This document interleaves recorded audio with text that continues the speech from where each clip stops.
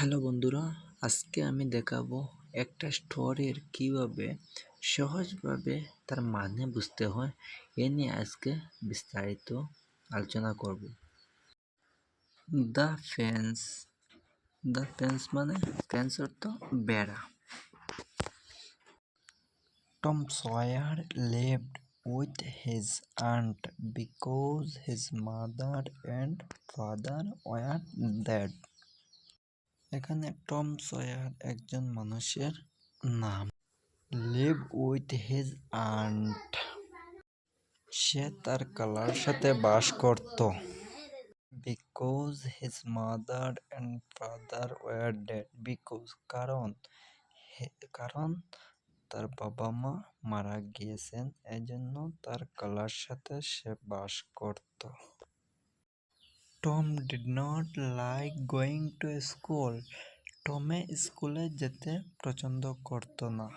And he did not like walking, আর সে কি করতো, কাজ করতেও পছন্দ করত না। He like playing and having adventures. He like মানে সে পছন্দ করত, প্লেইং মানে খেলাধুলা, অ্যান্ড অ্যাডভেঞ্চার মানে আড্ডাবাজি আর খেলাধুলা পছন্দ করত।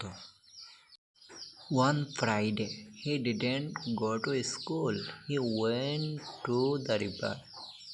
এক শুক্রবার, he didn't go to school. সে স্কুলে গেল না। He went to the river. হে কি করছে, এক শুক্রবার সে স্কুলে না গিয়ে নদীর ধারে গিয়েছিল। Aunty Polly was angry. Aunty Polly রেখে গেলেন, ইউর এ ব্যাড বয়, তুমি একটা খারাপ ছেলে। শি সেড, সে বলল, tomorrow was can't play with your friend because you didn't go to school today.